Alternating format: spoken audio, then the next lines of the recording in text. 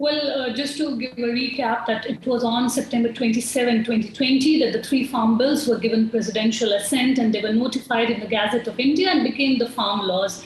So this, to mark 1 year since they were passed, farmer organization called a Bharat Bandh, which means a complete shutdown across India on 27 September. And the response to the Bharat Bandh, the complete shutdown, especially in areas of North India, seems to indicate growing farmer agitation even after 10 months when the agitation first started. We do have to keep in mind that COVID cases have started coming down for India. So definitely there have been some ease in terms of carrying out demonstration. At the same time, the Farmers Union are quite clear that they have one single demand. They want a repeal of these three farm laws, and they are in for a long haul, it seems, because the dialogue that used to take place between the Modi government and the Farmers Union for quite some time, that has not restarted. The farmers unions, they have been maintaining that they want to talk to the government. The government claims that it is ready for a discussion, but at the same time, it is also very clear that they will not go for a repeal of the law or withdrawing these laws. At the same time, one important thing that we have to remember is the political aspect of it. We have Uttar Pradesh elections in India next year, and one of the most dominant community, the Jat community, they have been supporting the farmers' agitation.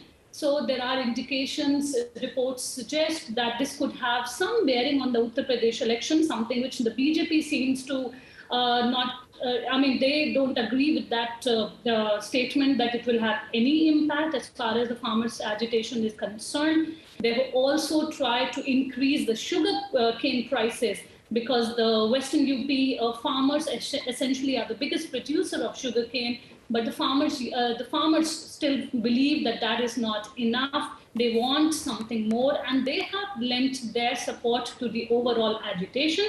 At the same time, what lay at the heart of this agitation when it started in 2020 is the fear that corporates will take over their land once these farm laws are implemented. And despite assurances from the government that the laws are meant for their benefit, the unions have been demanding that this should be repealed at any cost. Yes, and you talk about the fact that the farmers are in there for the long haul. With the Uttar Pradesh elections coming up, depending on the result, do you think they could run out of steam?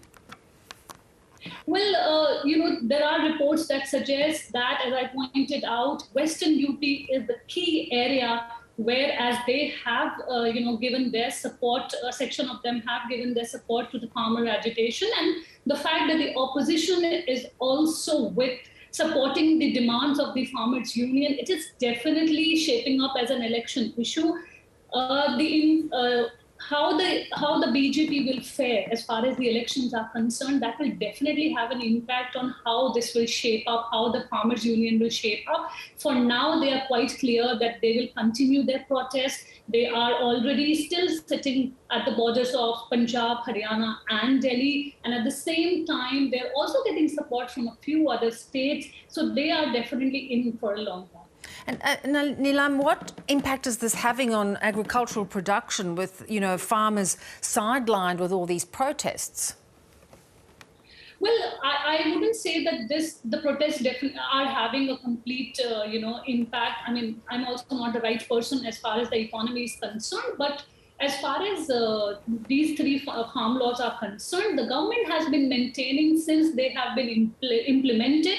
The position of the farmer economically has improved. So, despite the fear that the unions have been talking about, the government, on the other, has been painting a very rosy figure. Yeah. So, and when you talk of them asking for a nationwide strike that they did on September 27, how many other industries and sectors joined in during that?